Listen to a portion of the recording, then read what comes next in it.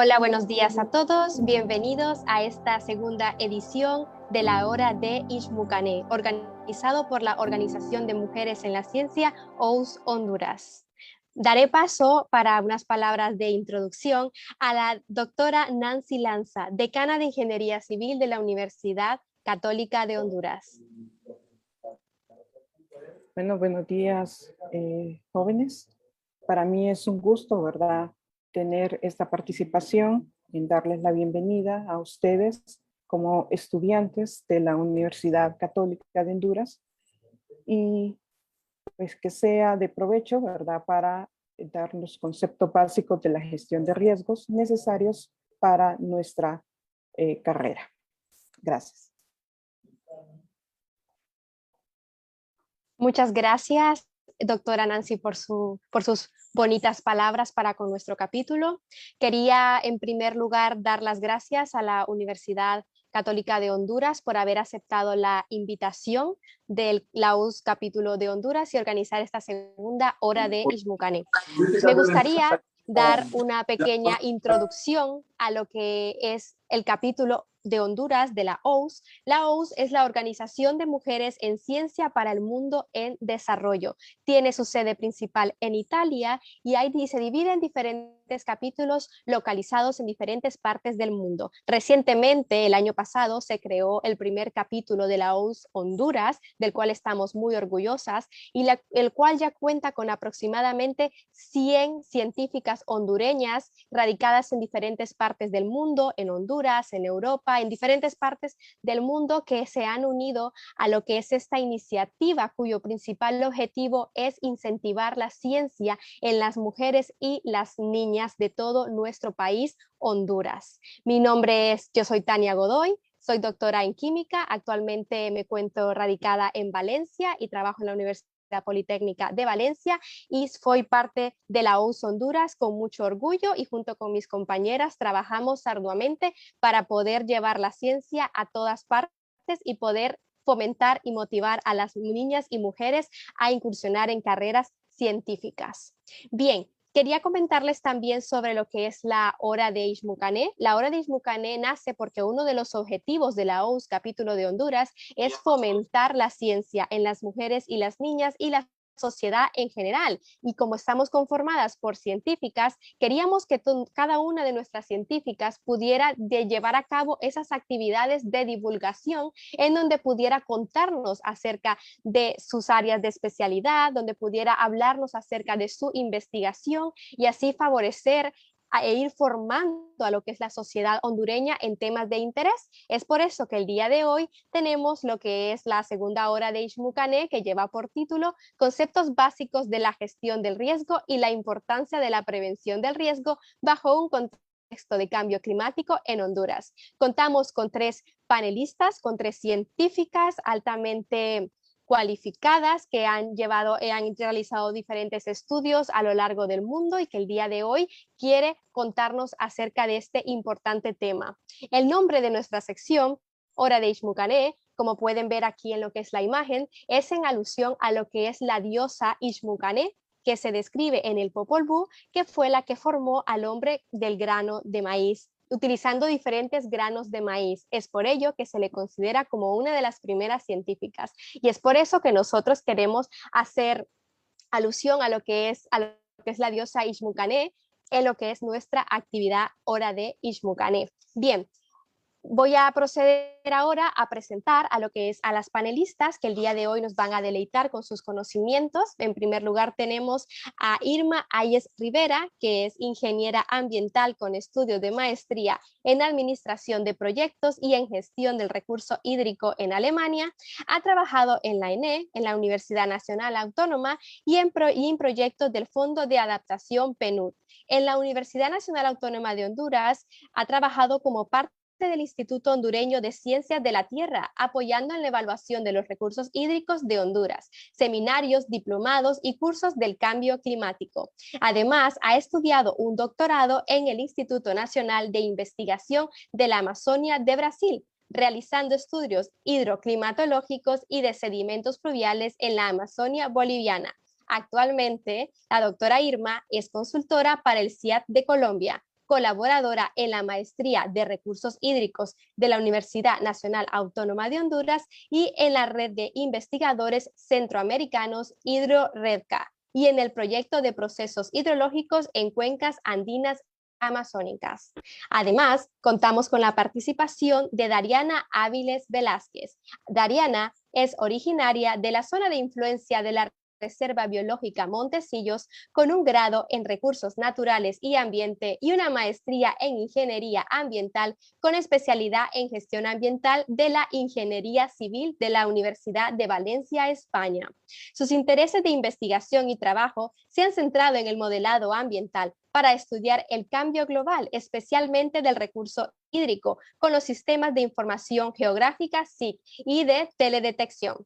Su investigación de grado se centró en estimación de deslizamientos en áreas protegidas en Honduras y en su maestría investigó sobre humedad superficial del suelo con productos derivados de satélite para comprender mejor la dinámica de la humedad del suelo y la vegetación en áreas no antrópicas y sus relaciones, aspectos clave en la monitorización de los ecosistemas y su evolución en el contexto del cambio climático. También contamos con la participación de Magali Montero. Magali es ingeniera civil con 14 años de experiencia, estudiante de la Maestría de Gestión de Proyectos en la Universidad Católica de Honduras. Actualmente es docente en la misma universidad dentro de la Facultad de Ingeniería y parte de la Dirección de Prevención de Copeco. Muchas gracias a las panelistas por estar este día aquí y por su motivación para poder compartir con toda la población hondureña y el público objetivo, en esta ocasión el público de la Universidad Católica de Honduras, sus conocimientos relacionados a la gestión de riesgo. Y después de esta breve introducción, me gustaría dar paso a la primera panelista, la doctora Irma Ayes.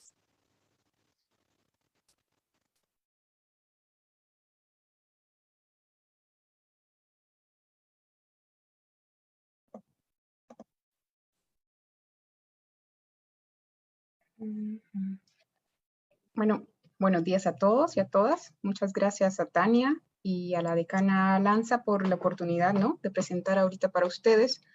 Entonces, como hablaba Tania, pues la idea en el día de hoy es en realidad tratar de discutir algunos conceptos básicos, que puede ser que sean tal vez muy básicos para algunos de ustedes, pero ya verán cómo vamos haciendo algunas conexiones interesantes en términos de la gestión del riesgo y la importancia de la prevención. Claro, bajo un contexto de cambio climático. A ver si me permite. Bueno, entonces, para comenzar, les traje esta figurita porque quería mostrarles que de hecho tratar de interpretar o tratar de comprender el sistema climático es, como pueden ver acá, muy dinámico y muy complejo.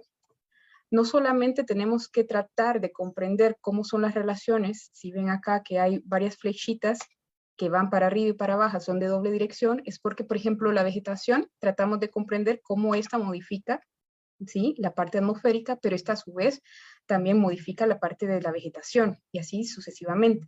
Entonces, fue a través de tratar de comprender este sistema dinámico que, por ejemplo, si ustedes han visto las noticias en los últimos días, el Premio Nobel de Física para este año fue otorgado a 3 científicos que han tratado de comprender esto mismo. Y no solamente comprenderlo, sino también ponerlo en términos de modelaje, que al final esto lo que nos ha llevado es a poder contar, si ustedes han visto también, generar proyecciones y distintos escenarios en términos de temperatura y cambio climático, ¿no? Entonces, acá lo que ustedes pueden ver en esta figurita es eso. En una serie temporal podemos ver las anomalías de temperatura. Esto es histórico, me disculpo que esté en inglés, está en histórico, en datos observados. ¿Y qué es lo que tenemos a través de los trabajos que han hecho los investigadores anteriores y muchos más a nivel mundial? Es que pues, nosotros podemos generar proyecciones futuras hasta el 2050, hasta el 2100, para distintos escenarios. Estos que ven acá, RCP 2.6, RCP 8.5, los que nos indican son posibles escenarios, tanto optimistas como negativos. El 2.6 optimista en el decir, porque cuenta una historia en que la humanidad vamos a generar medidas un poquito de desarrollo sostenible y vamos a tratar de emitir menos gases de efecto invernadero, ¿sí? El problema es que actualmente nos encontramos más yendo a este escenario que es el más pesimista, porque no hemos actuado, no se han actuado en disminución de gases de efecto invernadero, entonces vamos por ahí.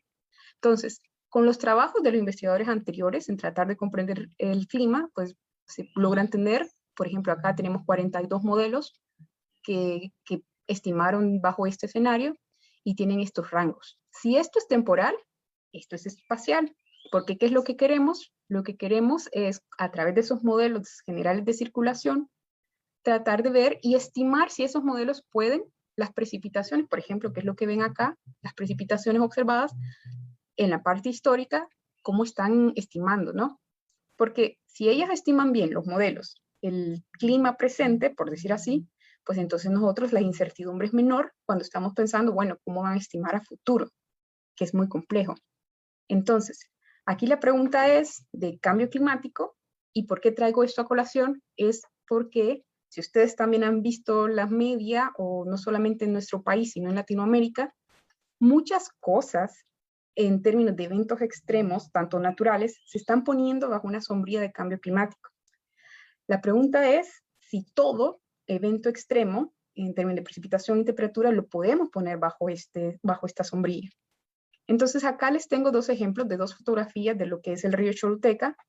La fotografía de arriba creo que fue tomada en el periodo del 2015 al 2019, que hubo una gran sequía en Centroamérica, generalizada para la región.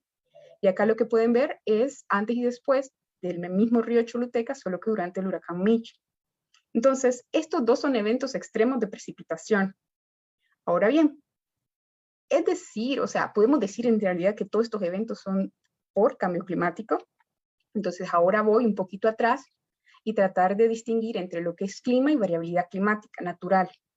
En realidad, el clima, como se define por la Organización Meteorológica Mundial, es aquel que son los datos de por lo menos 30 años de datos tanto de precipitación, temperatura u otra variable en una región.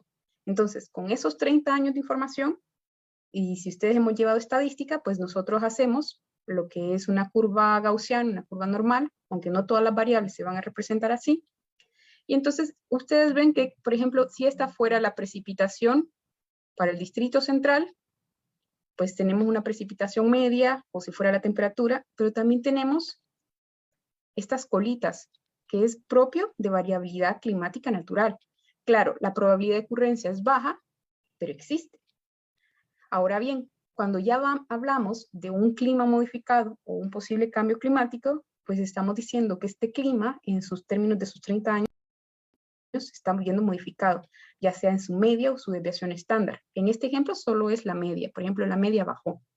Pero con que la media baje, por ejemplo, la curvita, si ustedes ven, se hace más ancha.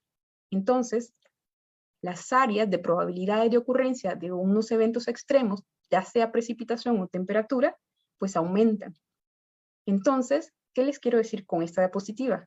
Por un lado, que no todo lo podemos poner en cambio climático bajo esta sombrilla, porque por naturaleza, la propia variabilidad climática, nosotros sabemos que vamos a tener días muy fríos, así como ciclones tropicales, porque estamos en la ruta de los ciclones tropicales del Atlántico, ¿no? Ahora bien, lo que he mencionado anteriormente ha sido desde la perspectiva climatológica. Sin embargo, el problema de cambio climático, la única forma de tratar de entenderlo, comprender y trabajar en ello es si uno trabaja con un enfoque holístico. Entonces hay que ver que el cambio climático en realidad es un problema que viene o surge de la economía. Ahora bien, todas aquellas actividades socioeconómicas producen un bien o un servicio, ¿no? Nosotros tenemos el sector industrial, transporte, agropecuario. ¿Y para qué? Pues para nosotros poder alimentarnos, tener pantalones, tener nuestro computador. Sin embargo, después igual de la revolución industrial, se fue viendo que existen algunas cosas denominadas externalidades, y este es un concepto económico porque hace referencia a todas aquellas cosas que, por ejemplo, la industria externaliza, se lo doy para que alguien más lo asuma. Por ejemplo, en este caso, si yo contamino el agua o si emito muchos más gases de efecto invernadero y no los controlo, alguien más los tiene que controlar. Y a esto nos referimos con las externalidades. Y esto, entonces, si yo pongo en términos de cambio climático, pues los gases de efecto invernadero son, de hecho, efectos de estas externalidades. Los gases de efecto invernadero son, en la naturaleza están en la atmósfera. El problema de ello es que a medida que aumentan, pues aumenta el reforzamiento radioactivo. Es decir, que en vez de dejar pasar mayor al espacio, pues está acumulando mucho mayor cantidad a la Tierra, o sea, devuelven más temperatura, no devuelven más temperatura. Así podemos tener mayor temperatura en nuestro planeta. Ese calentamiento o este aumento en el forzamiento radioactivo, al final lo que nos genera es un calentamiento global y esto va a tener repercusiones en cambios climáticos en distintas regiones.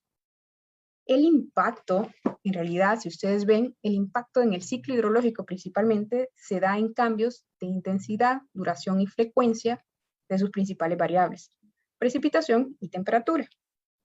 Ahora bien, si ustedes también se han dado cuenta, existe de hecho un poco de escepticismo o nos dicen, bueno, y la ciencia en realidad ha podido determinar que sí es un cambio atribuido a las actividades antropogénicas.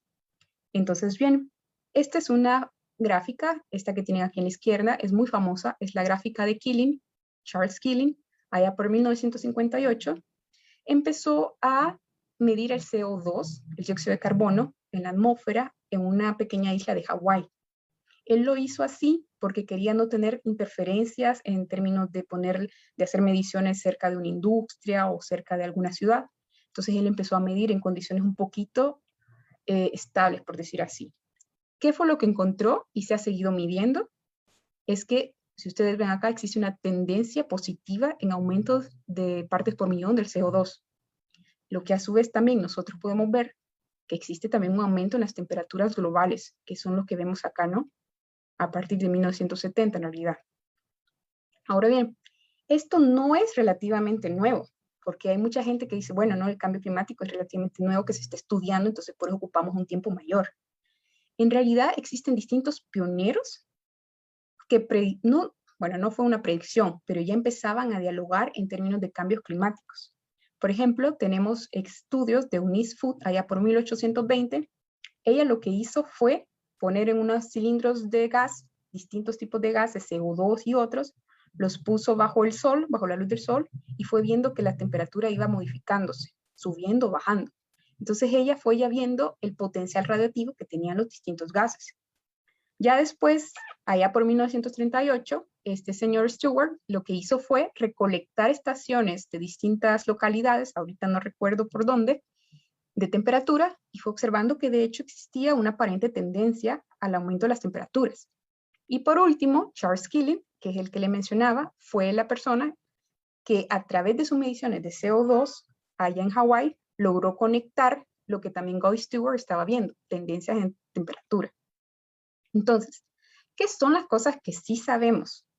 Pues en realidad existe un calentamiento general de la Tierra dado por las mediciones observadas de temperatura. El clima es poco predecible, como les decía en la primera diapositiva, es altamente dinámico y complejo. No sabemos hasta qué punto existen retroalimentaciones entre vegetación, la atmósfera, el océano, la Tierra. El clima es poco predecible y el clima, dado el aumento de gases de efecto invernadero, puede y va a cambiar. Y no lo dice su servidora, sino que lo dice el último reporte del Panel Intergubernamental de Cambio Climático de este año de las Naciones Unidas. ¿Qué es lo que no sabemos? Lo que no sabemos es eso. ¿Qué condiciones vamos a tener de 30, 50, 100 años? Si ustedes se dan cuenta, cuando CENAOS da un pronóstico es para 3, 5 días, porque no podemos con los modelos ir más allá que eso en términos de pronósticos y probabilidades. Entonces, todos los escenarios que les mostré hasta el 2080, por ejemplo, en esta figura, como ven, entre mayor nosotros nos alejemos, son mayores las incertezas, porque no terminan los modelos de comprender algunas cositas que tal vez, por ejemplo, el mayor aumento de CO2, no se sabe si la vegetación que absorbe CO2 va a tener un límite y va a decir, no, ya mucho CO2 no me gusta tanto.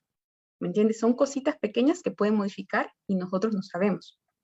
Entonces, esas distintas proyecciones con distintos modelos y distintos escenarios me dan este rango enorme de incertidumbres. Pero es lo que tenemos.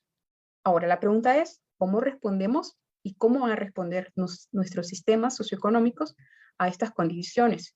Y claro, ¿cuándo, dónde y qué tipo de cambio se requiere para adaptarnos?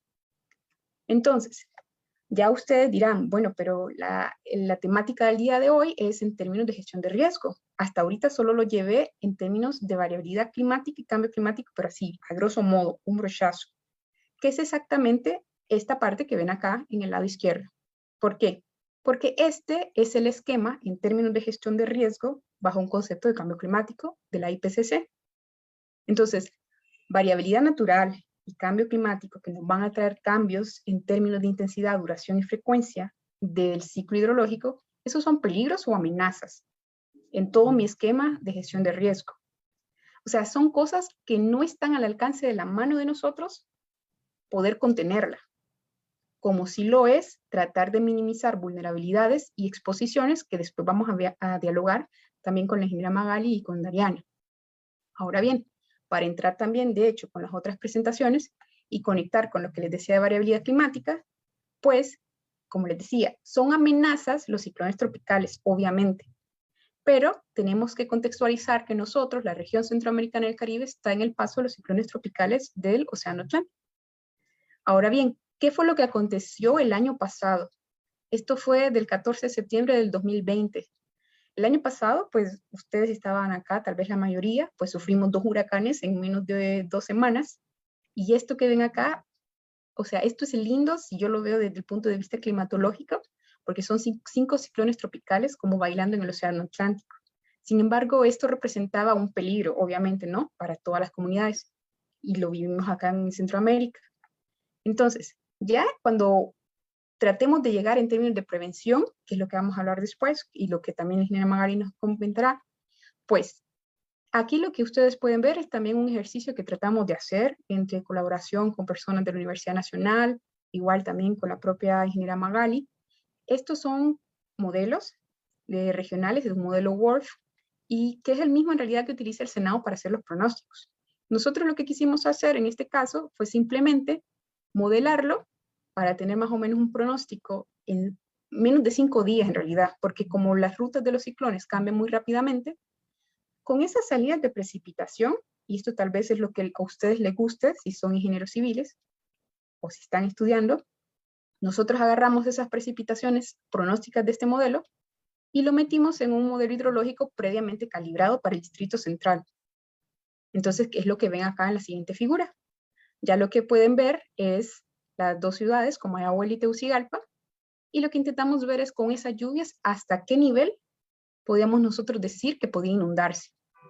¿Cuál es el objetivo de esto? Poder hablar en términos de prevención para decir, bueno, posiblemente va a llegar el río Choluteca hasta la segunda avenida de Comayagüela, por favor, tratemos de movilizar a las poblaciones.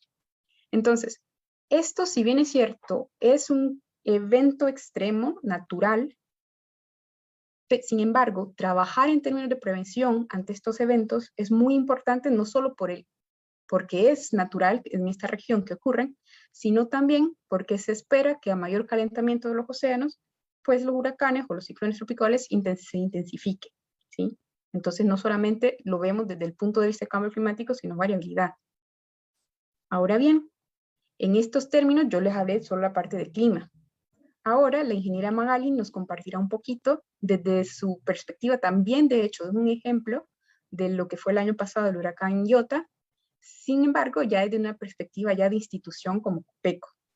Entonces, Magali, yo te dejo la palabra para que nos puedas comentar un poquito más también de este ejemplo. Muy bien, muy buenos días a todos. Un placer verles a través de esta conexión, ¿verdad? Muchas gracias. Vamos a ver si podemos compartir la pantalla. Bien, como ya muy bien Irma nos comenta, ¿verdad? Este fue un evento climático no esperado, sin precedentes. La verdad es que probablemente el impacto que generaron en combinación estos 2 eventos no hubiese sido tan devastador si los hubiésemos tenido con un poco más de periodicidad entre ellos. Pero estas situaciones son impredecibles y lo único que nos queda a nosotros como instituciones y también como país, ¿verdad? Es estar preparados. Así que, ¿qué es o qué podemos hacer nosotros ante este tipo de eventos? Muy bien. Antes, y continuando con la introducción muy bien presentada por Irma, la gestión de riesgos ante desastres tiene diversos componentes. Uno de ellos, la identificación y el análisis de riesgo. es donde se inserta, ¿verdad?, este aspecto del cambio climático y que debe de ser incorporado no solamente en temas de reducción de riesgo de desastres, sino que en todas las planificaciones nacionales e institucionales que se tienen para país. Otro de sus componentes es la incorporación de la reducción del riesgo en el ciclo del proyecto. Muy bien para nosotros como ingenieros civiles, ¿verdad? Tener en cuenta que nuestras obras no solamente deben de ser económicamente factibles, sino que también deben de ser seguras y deben de cumplir con todas las especificaciones técnicas requeridas, pero no deben de sumarse o generar riesgos a terceros. Otra etapa o un componente importantísimo es la preparación y la atención en caso de desastres. Esto realmente ya viene a sumar o a ser parte del ciclo de respuesta a la emergencia. Además de la articulación de los mecanismos de gestión y protección financiera, es decir, ¿quién se hace cargo de los costos que un fenómeno natural deja a una población o a un país? Vemos que dentro de la identificación y el análisis de los riesgos establece estas 6 etapas. Nosotros vamos a hablar hoy acerca de cómo fue la determinación de la vulnerabilidad, que es el numeral 4, y algunas recomendaciones que se realizaron a nivel de gobierno central. Aclarando que las amenazas son ese factor externo al riesgo, ¿verdad? Algo que nosotros no podemos contener o disminuir, como la ubicación geográfica de nuestro país, ¿verdad? Y esta diapositiva que veíamos antes con esos 5 eventos hidrometeorológicos que estaban dentro del corredor para nuestra localización, ¿verdad? Y la vulnerabilidad, entonces, va a ser ese factor interno del riesgo, lo que significa dónde están construidos nuestros asentamientos, cuáles son las preparaciones que como país tenemos ante eventos hidrometeorológicos de este tipo, cuáles son sus propias capacidades, usted como individuo, ¿verdad? O como futuro ingeniero, sobre el conocimiento de la gestión del riesgo. Todo esto hace una combinación para el análisis del riesgo en general. Bien, entonces avanzando, algunas de las actividades relacionadas, ¿verdad?, a los estudios de amenaza e inundación que se llevaron a cabo para el Valle de Sula, fueron divididos por sectores, ¿verdad? Entonces vamos a tocar algunos de los más importantes, en este caso el sector vivienda. Este análisis se hizo para Convivienda, ya que ellos son el ente regulador, ¿verdad?, que lleva pues la rectoría en este tema de vivienda para el país. Esta información que vemos es información oficial del informe consolidado de daños producto del paso del huracán Eta y Iota. Información cerrada al 8 de diciembre de 2020 y podemos observar en el recuadro que hablamos de 85.215 viviendas afectadas. Y de esas, 6.109 son viviendas completamente destruidas. Es una cantidad grandísima de familias, ¿verdad?, que se vieron afectadas. Algunas de ellas aún continúan en una condición de albergues porque no han podido rehabilitarse todos los medios de vida, aunque ya estamos en el mes 10, ¿verdad?, después del paso de este huracán. ¿Cómo fue el mecanismo de análisis? Primero, la ubicación, ¿verdad? Se necesita ubicar las planicies de inundación que estaban registradas con los modelos disponibles dentro de la Dirección de Gestión de Prevención de la Comisión Permanente de Contingencias. Haciendo uso más bien de algunas herramientas, se permitió la posibilidad de separar estos polígonos para poder analizar la información de manera individual. ¿Para qué? Para que pudiéramos determinar cuál iba a ser esa probabilidad, ¿verdad?, de espacio por áreas en metros cuadrados y pudiésemos identificar de manera más inmediata, ¿verdad?, cómo eran las condiciones de territorio para este sector de vivienda. Recordando que en ese momento todavía no se habían concluido las actividades de limpieza y las visitas en campo eran complejas. ¿Cuáles fueron los recursos o los resultados de este análisis de sistemas de información aplicados? Bien, un total de 87.782 kilómetros cuadrados de área inundada. Estos números deberían de alertarnos a todo, ¿verdad? Sobre cómo estamos haciendo planificación del territorio y cómo estamos nosotros llevando estos modelos de construcción, sobre todo en el sector vivienda, en zonas que han sido plenamente identificadas como inundables. Vemos entonces gráficamente cuál es esa información. Estos son mapas de zonas inundadas donde se aplicó un buffer de 1 kilómetro a los ríos, ¿verdad? Únicamente para hacer una ilustración, ¿verdad? Y una identificación de cómo había quedado esta zona inundada con respecto a los cauces de estos principales ríos, ¿verdad? Podemos ver que muchas de las zonas inundadas, que son esas manchas en color rojo que vemos, están retiradas de estos principales afluentes. Entonces, nos lleva a otro análisis. ¿Cómo se están dando estas inundaciones? ¿Por qué ocurren? ¿Cuáles son las obras de canalización y drenaje que nosotros tenemos en los municipios? ¿Cómo se está preparando el territorio para este crecimiento poblacional? Y ¿qué tan eficiente está siendo el ordenamiento territorial con respecto a la reducción de las amenazas ante inundaciones? Bien, ahí podemos ver un poco más.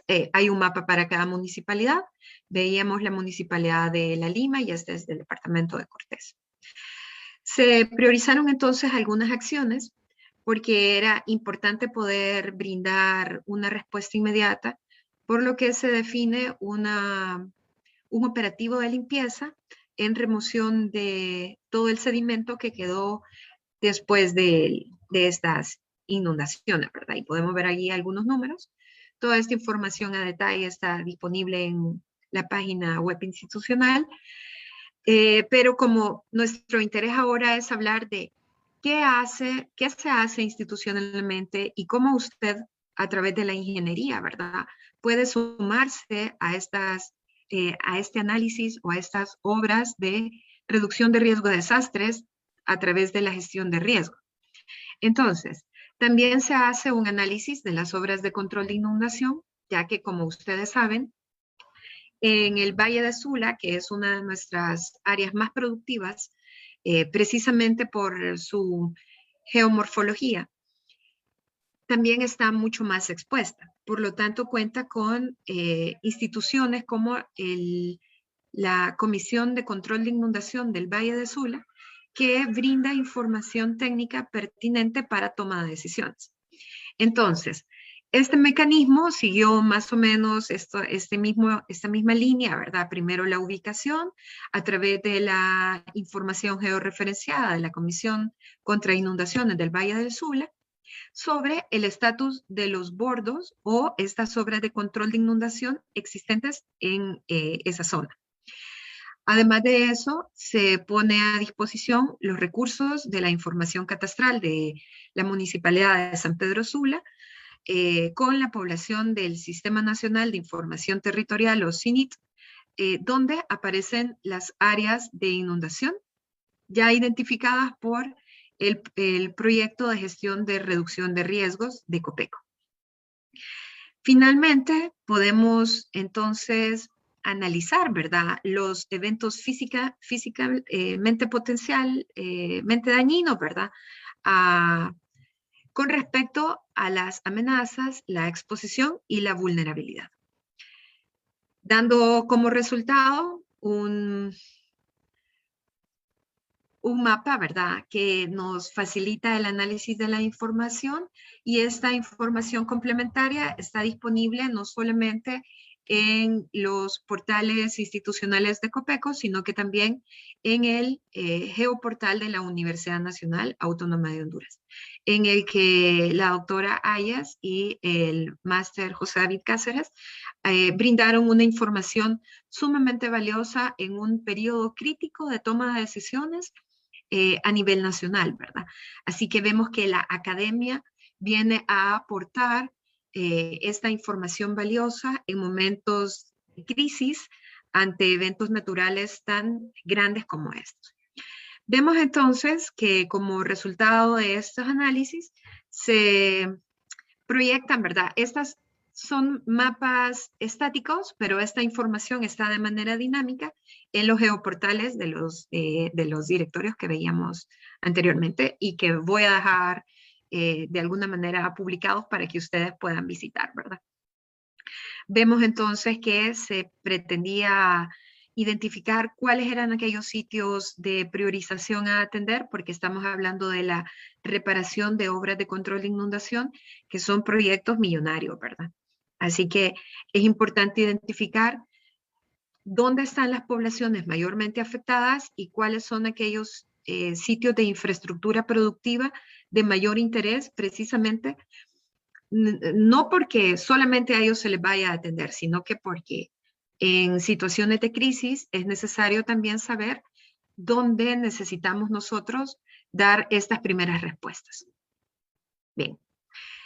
Después de hacer el análisis sobre estas obras de control de inundación, también se realizaron algunos estudios hidráulicos e hidrológicos en el Valle de Sula, sobre todo para poder saber dónde y cómo tomar estas medidas de prevención ante desastres, principalmente porque nuestros planes de reducción de riesgos o de preparación ante desastres se realizan anualmente, pero las grandes informaciones o las caracterizaciones del territorio, pues como son estudios bastante costosos, se actualizan lamentablemente hasta que ocurre un evento adverso, como el ocurrido ahora con ETA y OTA, ¿verdad? Entonces, esta información que está siendo actualizada con cooperación a través del Banco Interamericano de Desarrollo, BID. ¿Qué es lo que contempló? Porque esta información ya se realizó, ¿verdad? Algunos estudios hidráulicos e hidrológicos específicos para zonas urbanas, adquisiciones de equipo especializado, ¿verdad? Para sistemas aéreos no tripulados, algunos estudios geológicos también para zonas que se vieron altamente afectadas por deslizamientos o movimientos de masa, ¿verdad? Saben ustedes que en la comunidad de La Reina, municipio de La Protección, departamento de Santa Bárbara, se perdió toda una comunidad. Y este fenómeno pues está siendo objeto de estudio. No solamente por el tema del deslizamiento, sino por cómo se reactivan los medios de vida de una población que ha sido severamente afectada. Y las asistencias técnicas de percepción remota, ¿verdad? Y sistemas de información geográfica con énfasis en ordenamiento territorial que permiten tomar decisiones pues a todos, no solamente a una institución como Copeco, sino que a todos en general. Vemos entonces que algunos de los productos están ya publicados y visibles, como los mapas de afectación, ¿verdad? Que se generaron por los eventos de ETA y OTA y que están públicos, ya que toda la información que se genera es información pública, ¿verdad? Que está al alcance de la ciudadanía. Bien. Pueden, pues recordando que prevenir es vivir, la prevención no solamente es saber qué hacer en temas o ante un evento adverso como una inundación, un deslizamiento o un sismo, sino que también saber desde nuestro trabajo como profesionales, ¿verdad? Como ingenieros, ¿qué podemos hacer ante los desastres?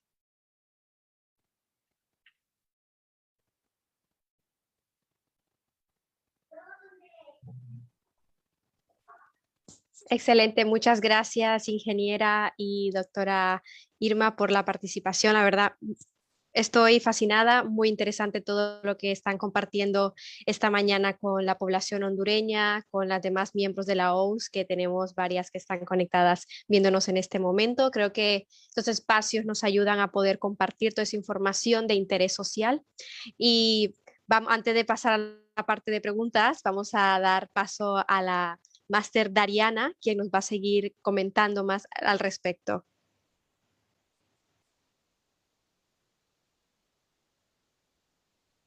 Hola, buenos días. Ya voy a hacer una recapitulación de lo que comentaba Irma y también de lo que comentaba Magali. Pensar ya fuera de la caja, o sea, ya fuera de la academia, qué es lo que nos toca o qué es lo que les toca a ustedes como jóvenes que están aquí del grado de ingeniería. Cómo nosotros conectamos cada uno de estos términos, inclusive cuando antes de planear esta charla con ustedes, mencionábamos la importancia de tocar la terminología en tema de gestión de riesgo a desastre con el enfoque de cambio climático, para que la juventud de Honduras vaya conociendo no solo el hecho de utilizar los términos de manera general, sino lo que lleva intrínseco el término y la aplicabilidad que tiene que tener. No viendo su carrera en específico, soy ingeniero en tal área, o soy ingeniero civil y solo esta área manejo y yo solo manejo estructura y no, sino que tener ese enfoque holístico ante lo que nos estamos enfrentando en este momento, que es el cambio climático. Y aquí se muestra una imagen del IPCC y lo que dice, no hay vuelta atrás a cambios en el sistema del cambio climático. Siguiente diapositiva. De manera inmediata, que es lo que se ha estado hablando, ha comentado Irma y ha comentado Magali, la respuesta al cambio climático requiere implementar de forma urgente medidas efectivas de mitigación. Ya el cambio climático lo que nos ha llevado ahorita es a mitigarnos, adaptarnos, y hay una tercera frase que menciona el doctor Manuel Pulido de aquí de la Universidad de Valencia: si no mitigamos, si no adaptamos, la última parte que nos toca es sufrirla, y lo hemos estado viviendo. Hemos estado haciendo medidas de mitigación, se han estado haciendo medidas de adaptación, ejemplo que se acaba de mostrar hace poco, y también como población en general lo hemos sufrido y lo estamos sufriendo hasta, hasta que implementemos esas medidas para poder reducir esos riesgos a desastres. Siguiente diapositiva. Aquí, un cambio de paradigma. Me va a ayudar un poco Irma, cada frase que vaya comentando para hacer énfasis a lo que estoy mencionando del gráfico. Y en sí, es ese cambio de paradigmas que nosotros queremos mencionar. Desde la academia nosotros tenemos que enfocarnos no solo en aprender términos, no solo en ir a clase y decir el examen me tocó esto y tengo tantas preguntas que aprenderme, sino que salir de ese enfoque y enfrentarnos a la realidad que vivimos cada día. Cuando yo salga de clase y decir, este es el problema que tengo, estoy enfrentándome a este problema de contaminación. Y voy a mencionar el término de la palabra resiliencia. Un marco en la gestión de la resiliencia incluye el análisis de riesgo como componente central. Exacto, el análisis de riesgo. El análisis de riesgo depende de la caracterización de la amenaza, que está a la derecha, y de la vulnerabilidad. Ajá. La Academia Nacional de Ciencias define la resiliencia en un contexto más amplio como la capacidad de un sistema para planificar, para recuperarse y adaptarse a esos eventos extremos. El perfil de funcionalidad del sistema está comprendido en que la pendiente de absorción, que es la parte baja que ven en el, exacto, la pendiente de absorción y la curva de recuperación indican un efecto temporal en esos efectos adversos que nosotros tenemos en el sistema a través del tiempo. Y la línea discontinua que tenemos al final nos sugiere que el sistema adaptarnos. Entre mejor rendimiento inicial tenemos, mejor resiliencia tenemos a eventos futuros adversos. La importancia aquí, aunque tengamos un riesgo a desastre, porque tenemos la amenaza y porque tenemos la vulnerabilidad, es esa capacidad de absorción y la capacidad de recuperación que tenemos para adaptarnos a este sistema. Siguiente diapositiva. Hablando ya del término en general, cuando nosotros utilizamos resiliencia desde la academia o en cualquier otro documento que nosotros lo empleemos, es eso, la capacidad de un sistema socioecológico, importante las dos palabras que tenemos, social y ecológico, para adaptarse o transformarse en respuesta a situaciones desconocidas, muchas veces desconocidas. Un ejemplo es lo que vivimos con la pandemia del COVID-19, no estábamos preparados. ¿Y cómo es esa resiliencia que nosotros tenemos ante esos choques inesperados o esos choques extremos? Hay otra definición de resiliencia. Siguiente diapositiva. Ajá. En el contexto de la gestión ambiental y de la sostenibilidad. Voy a recalcar mucho esto, el hecho de que estemos estudiando una carrera no es que está desligado de otra área, sino que ahora para tratar el tema de cambio climático tenemos que verlo de la manera holística. Entonces, la resiliencia desde ese contexto y de la sostenibilidad es la capacidad de ese mismo sistema socioecológico para absorber esas perturbaciones, para reorganizarnos y por lo tanto retener esas funciones esenciales para esas estructuras de retroalimentación. ¿Qué es lo que ha estado pasando en nuestro ejemplo que mencionaba la ingeniera? Desde hace 10 meses todavía no hay un mecanismo de respuesta ante estas poblaciones que están en la zona de San Pedro Sula, que fueron afectadas por el huracán Eta y Ota. Ellos todavía tienen esas perturbaciones, las han podido absorber, pero a nivel social y económico han tenido un impacto que ha costado en el tiempo que obtengan una resiliencia favorable. Siguiente diapositiva. Y ahora, ¿por qué vamos a conectar el término de resiliencia, vulnerabilidad? La vulnerabilidad es un término o es el estado de susceptibilidad al daño por la exposición, al estrés o asociado al cambio ambiental o social y por la falta o capacidad de adaptación. Lo habíamos mencionado en el gráfico anterior, exacto, que esa capacidad de adaptación está relacionada también con esa capacidad de absorción y la capacidad de respuesta.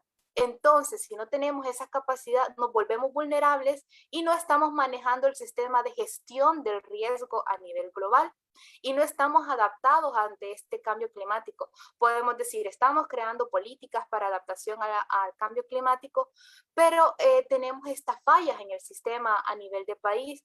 No estamos creando mecanismos de respuestas adecuados para la población. Sigue la vulnerabilidad. Las amenazas están de manera natural y entonces estamos no gestionando de manera adecuada el riesgo. Siguiente diapositiva.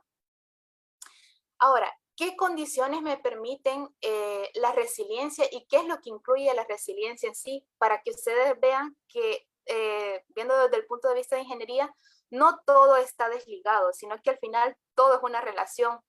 Incluye el término de biodiversidad, tanto de especies como la diversidad cultural, la modularidad, que es como ese mecanismo de cuarentena que se aplica ante las respuestas que tenemos de entes externos o impactos que nosotros hemos sido afectados, la retroalimentación, que es la capacidad de volver a movilizar esas características del sistema que se han perdido por diferentes perturbaciones y nosotros poder tener esa memoria de poder decir, nos adaptamos a este evento. Tenemos dos cosas claves que es el liderazgo y la confianza. En términos de resiliencia, el liderazgo es esa parte de reconocer esas barreras o puentes que me pueden cambiar esta misma resiliencia y la confianza en las interacciones repetidas. Siguiente diapositiva. Ahora, la resiliencia en general también debe proteger los sistemas socioecológicos contra los caprichos de la voluntad humana, contra caprichos a nivel de gobierno, a nivel de país, a niveles políticos, y no dejar la población, que en este caso es el sistema social, en ese contexto ecológico que se ve afectada por el cambio climático. Siguiente diapositiva. Entonces, el mayor desafío de la resiliencia es dice, según Lincoln, en 2014 decía, es diseñar e implementar políticas de acciones concretas. Yo marco aquí en rojo diseñar, porque a nivel de país se han diseñado tantas políticas, se han creado tantas cosas, pero no se han implementado de la manera correcta. Una, por el tema económico.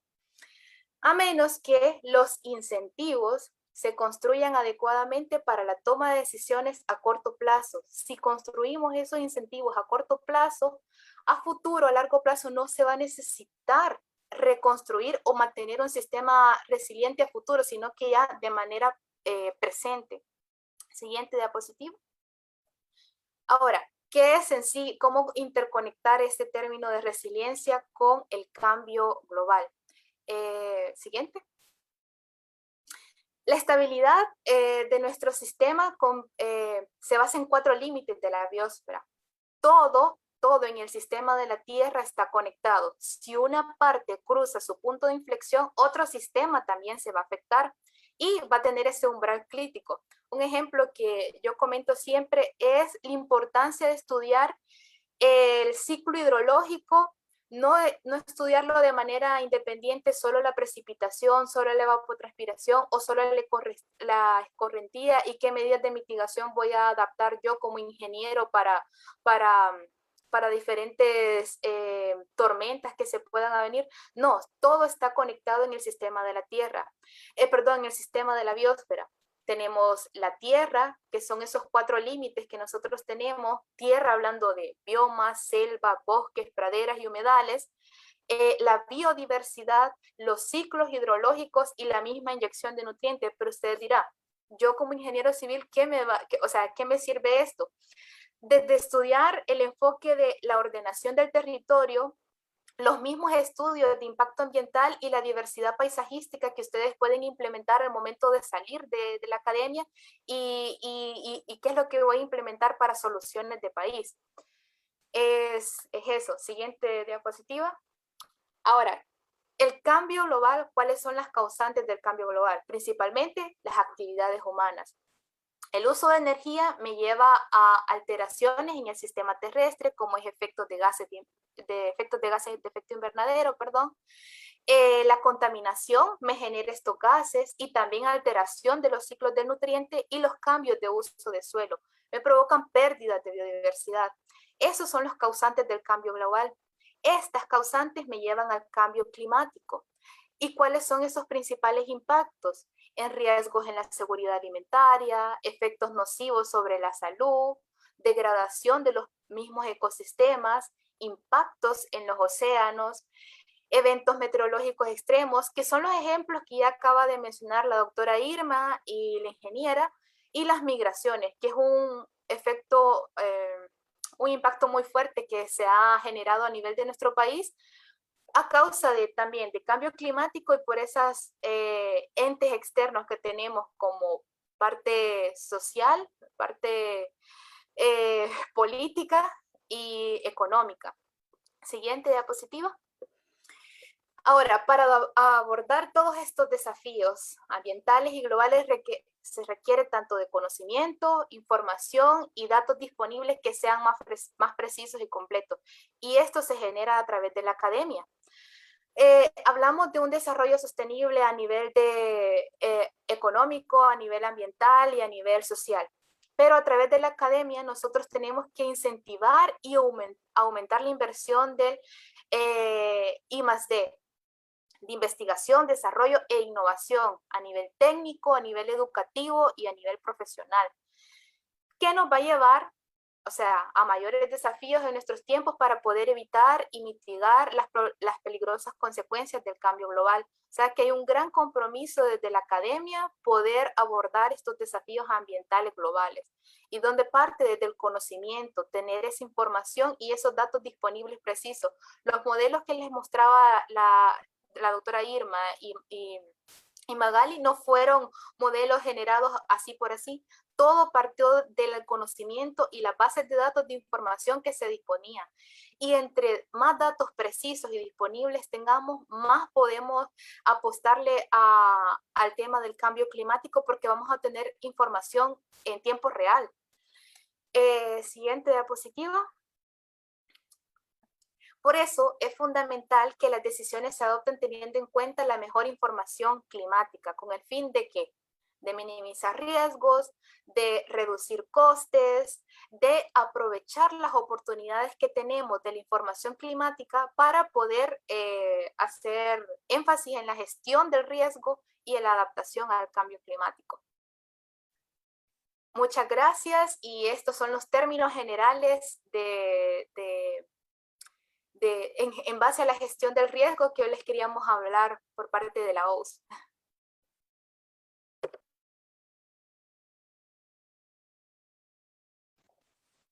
Muchas gracias, Dariana, por tan interesante explicación. Creo que en ese momento estamos aprendiendo mucho, todo sobre lo que es este tema tan importante como la gestión del riesgo. Quería saber si, ya sea aquí de los presentes, tienen alguna pregunta que le gustaría hacer a las panelistas, o desde Facebook, que también estamos ahora en vivo. ¿Alguna pregunta que quieran o conocer algún dato más sobre todo esto?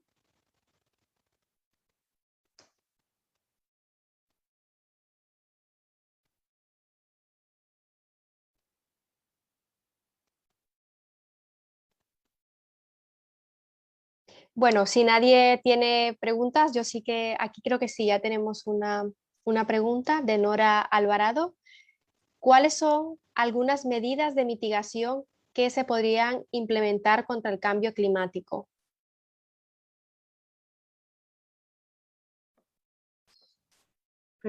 Bueno, no sé si estoy viéndome o escuchándome. Creo que sí, Sí. ¿no? Bueno, tal vez respondiendo a esta pregunta, bueno, habría que, hay veces se ocupa distinguir un poco, porque hay veces nos confundimos, o yo lo siento en algunas personas, porque hablamos de mitigación en dos términos, tanto la mitigación de gases de efecto invernadero, que Honduras en realidad está trabajando, aunque son mínimas las contribuciones que nosotros tenemos como región centroamericana, y en mitigación para los efectos es exactamente también como hablaba la ingeniera Magali, trabajar en términos de prevención, si lo vemos desde el punto de vista de extremos meteorológicos, en términos hidrológicos. Pero en realidad adaptarnos es también adaptarnos en cortos plazos y yendo pensando a largo. Por ejemplo, en el sector agropecuario que estamos trabajando un poquito, se están trabajando en mesas agroclimáticas, que es como llevarle la información que genera el SENAOS en los pronósticos estacionales, por ejemplo, a 3 meses, para decirles al agricultor, mira, en los próximos 3 meses tenemos una probabilidad de que sea una seca. Entonces, por favor, mejor o no cultiven, o cultiven un tipo de cultivo que sea un poquito más resiliente. Entonces, trabajar con adaptabilidad, por ejemplo, en el sector agropecuario, así a corto plazo, que estamos diciendo solamente para ese año, tratar de evitar pérdidas a los agricultores, es trabajar al final a largo plazo en términos de medidas que mitiguen los posibles efectos de mayores precipitaciones o menores precipitaciones, o más secas o más temperaturas en el sector agropecuario. Entonces, y este solo es un ejemplo en el sector agropecuario, o como mirábamos también un ejemplo en eventos extremos como los ciclones tropicales. Pero sinceramente se tiene que trabajar en todo nivel, en todo sector, y como decía también Dariana, al final es algo holístico que hay que transversalizarlo.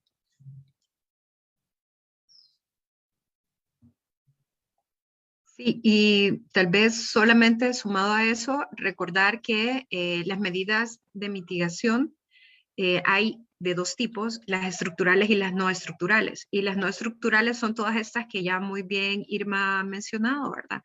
Y las estructurales siempre van a requerir un análisis, van a requerir un estudio y una aplicación para lo que queremos mitigar. O sea que aquí lamentablemente no es una receta de cocina, sino que es un diagnóstico casi como un paciente, ¿verdad? Cada caso será distinto y sobre cada sitio pues habrá que tomar algunas aplicaciones, pero más o menos por ahí. Es muy buena la pregunta. Muchas gracias a ambas panelistas por su respuesta. Yo quisiera preguntar qué ¿qué recomiendan que se debería de hacer desde las universidades e instituciones de educación para poder contribuir a todas las actividades que desde COPECO y desde Centro de Investigación se está realizando en ayuda a poder educar en lo que es gestión de riesgos? Porque está claro que si la población está informada y sobre todo educada y sobre todo tiene esa conciencia o se genera lo que es esa conciencia, esto pues puede contribuir un poco mejor a avanzar en estos temas. Un poco recomendaciones hacia las universidades o institutos de investigación e instituciones educativas, teniendo en cuenta que tanto en el capítulo como población general que nos pueda estar viendo hay representantes de estas instituciones, y yo creo que, como lo ha dicho Diana también, desde la academia, tener iniciativa y esa proactividad hacia poder promover este tipo de actividades es de interés.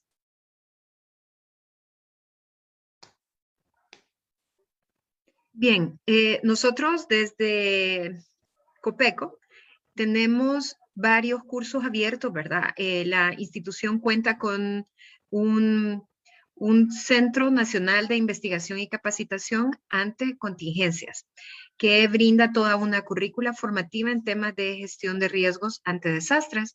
Y estas capacitaciones, charlas o formaciones son gratuitas, porque, bueno, ese es el mandato de ser, ¿verdad?, de esta oficina, pero además también la universidad, ¿verdad? Al menos la Universidad Católica de Honduras ha modificado para algunas de las carreras, si no es que todas, pero la mayoría de las carreras de ingeniería, específicamente para la ingeniería civil y ambiental, su currícula académica. Entonces ya incorporan temas de gestión de riesgos ante desastres en algunas de las asignaturas. Entonces creo que este es un paso muy, muy importante, ¿verdad? Porque entre más hablemos del tema, más los conozcamos, mejor preparados vamos a estar. Definitivamente, pues yo respiro, ¿verdad? Gestión de riesgos por la naturaleza de mi trabajo, pero la gestión de riesgos está en todo, no solamente en ingeniería y arquitectura, ¿verdad? Sino que en todas aquellas disciplinas desde que podamos hacer investigación, ¿verdad? Y análisis. Las universidades, a través de sus proyectos de vinculación universitaria, que probablemente este año y el año anterior se han visto limitadas por el tema de pandemia, pues también contribuyen, ¿verdad?, a no solamente a mejorar las condiciones de vida de las comunidades, sino que también a incrementar las capacidades y las competencias de los estudiantes. Excelente, muchas gracias por su respuesta, ingeniera. Por Facebook está compartiendo lo que son los enlaces que usted nos envió sobre toda la información para que todos los que nuestros seguidores puedan tenerla y puedan ahí investigar. Muchas gracias. Si alguien más tiene alguna otra pregunta que hacerle aquí a las panelistas, aprovechen, que yo creo que es un momento muy importante que tenemos aquí a expertas en lo que es este tema, y sobre todo en Honduras, que es muy importante porque somos un país muy vulnerable a lo que son estos fenómenos naturales, y entonces agradecer realmente el tiempo dedicado. Y si alguien más tiene alguna pregunta, algo que comentar. Si no, de igual forma nos pueden preguntar por Facebook y así nosotros haremos llegar las preguntas a las panelistas. Entonces, ahora para terminar, me gustaría que cada una de las panelistas nos diera un breve resumen o recomendación general que quisiera, ese mensaje con el que quisiera que se quedaran cada uno de los espectadores que tenemos en este momento. A ver, ahora creo que está una pregunta de Liliana Núñez. Voy a leerla por Facebook, que dice: el uso de herramientas que asistan al agricultor y a las zonas pesqueras como geopastials pueden aportar a prevención de pronosticar desastres o el mapping de las áreas que puedan ser afectadas. Creo que es un comentario también, o no sé si queremos comentar algo sobre lo que comenta Liliana, o si esto se está utilizando. Tal vez ayudo aquí un poquito, Tania. Sí. Pues ahorita con toda esta información geoespacial ha venido a brindar en realidad mucha información, no solamente para el sector agropecuario, no solamente como mostraba el ingeniero Magali, para ver las áreas de inundación y poder medir sus áreas, sino que también, igual como preguntaban, o daba el comentario en términos de las zonas pesqueras, si nosotros tuviéramos también toda la información de pronósticos de los posibles eventos, todo acoplado a un modelo hidrológico, y esto también a su vez, también ver las posibilidades hasta en términos de contaminación. Existen modelos y ahorita hay mucha información geoespacial, o sea, exageradamente. Nosotros sí tenemos ahorita acceso a través del SICA, que es el Sistema de Integración Centroamericano. En los últimos meses, si no me equivoco, se han dado un montón de talleres para el uso de Copérnicus, un montón de información en términos de precipitación, que puede ser utilizada no solamente para el sector agropecuario, sector de gestión de riesgos por inundaciones, sino, como decía la compañera, en términos de zonas pesqueras. Y hablaba también, creo que ahorita lo leo, sobre georreferencias para ayudar al desastre y pronosticar. También se puede ver el avance en la deforestación. Eso también igual, creo que el ICF también tiene, ayer lo estaba viendo, una plataforma que está acoplado también con información de la NASA, y para ver exactamente esto. O también uno puede acceder a Google, que también tiene imágenes de Landsat que uno puede ver a través del tiempo e ir haciendo estos análisis de deforestación. Y eso, en términos también, si lo ponemos en gestión de riesgo y cambio climático, es exageradamente importante, porque lo que decía ahorita la doctora Tania en su última observación, en términos de que el país es altamente vulnerable. Una cosa es que nosotros tenemos alta incidencia de eventos extremos, y otro, lo que en realidad nosotros podemos hacer, y este sería en realidad mi mensaje final, lo que uno puede hacer aquí nosotros como población. Si nosotros igual se tienen unas tasas altas de deforestación, si los ríos están contaminados, entonces, por ejemplo, acá los eventos extremos se van a sentir mucho más. No sé si algunos de nosotros vivimos en el Distrito Central. Entre más impermeabiliza las áreas, con más cemento y menos árboles, entonces toda esa agua que debería de infiltrar, pues ya no está infiltrando ni está recargando acuíferos, que también ocupamos el agua subterránea, sino que se está yendo y nos está generando ese montón de inundaciones, tanto pluviales o fluviales, que tienen los grandes daños. Entonces, no, obviamente ahorita en términos de información geoespacial, yo los invito a que busquen, porque hay muchas plataformas para acceder a información que ayudan en todo lo que es la prevención.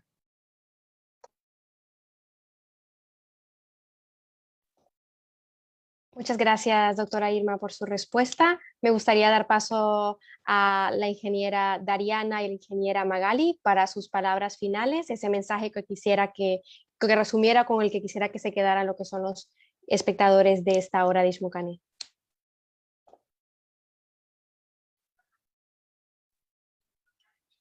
Muy bien, muchas gracias, ¿verdad? Sobre todo por la invitación, por aperturar estos espacios en donde podemos compartir qué es lo que hacen las instituciones, qué pasa en el país, ¿verdad?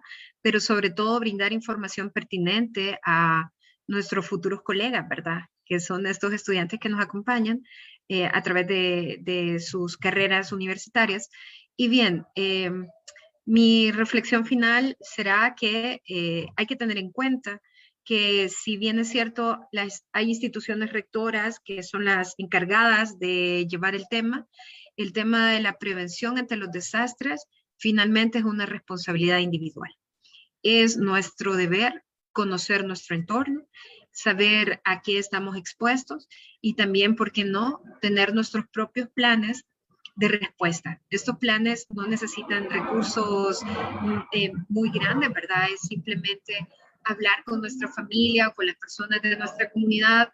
En caso de que ocurriese una contingencia o una emergencia, ¿qué vamos a hacer? ¿Cómo vamos a actuar? Es estar preparados, es volvernos más resilientes, porque sí, instituciones y gobierno, instituciones nacionales y el gobierno y la academia están haciendo su parte, pero también la población necesita contribuir, ¿verdad? Y esto solo ocurre cada vez que nos informamos y participamos de espacios como estos. Así que gracias por su interés, gracias por participar y sobre todo, recuerden que la información ahora en esta era de la digitalización, ¿verdad?, está a un clic de distancia. Muy bien. Yo quisiera agregar también a los que mencionaba la doctora Irma. Hay cursos de la NASA que son gratuitos, de NASA ARCET, que ustedes los pueden tomar. Les compartí el enlace. Y También hay otras plataformas como la de Copernicus, que también está haciendo ahorita alianzas con la SICA a nivel de Centroamérica para poder obtener todos estos productos y que sean disponibles no solo a nivel de Europa, sino que sean disponibles a nivel de Centroamérica, que son de mucha necesidad.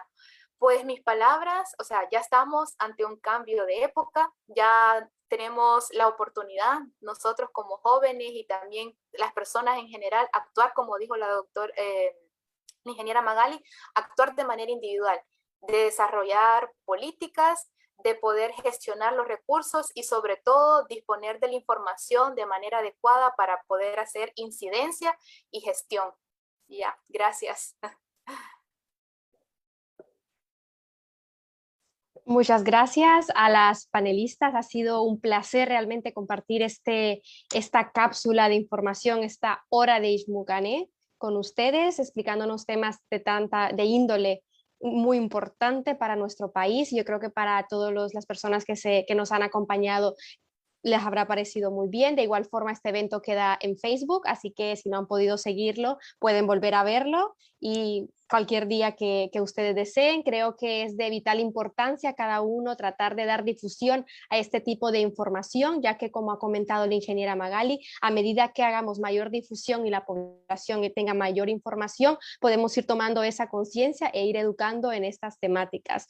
Les doy las gracias del capítulo de Honduras. Queremos dar las gracias también a la Universidad Católica de Honduras nuevamente por aceptar la invitación y poder colaborar con nosotros en estos espacios formativos. Muchas gracias a todos y ya saben, si quieren inscribirse al capítulo, primero seguirnos en nuestras redes sociales, Facebook, LinkedIn, Instagram, y allí encontrarán también la información para poder inscribirse y formar parte de esta gran comunidad de científicas hondureñas que hemos decidido dar un pie adelante y estudiar ciencias, estudiar todo este tipo de áreas del conocimiento para contribuir a la sociedad. Así que queremos seguir creciendo y que el capítulo de Honduras, que cada vez está tomando mayor relevancia a nivel internacional, lo siga haciendo.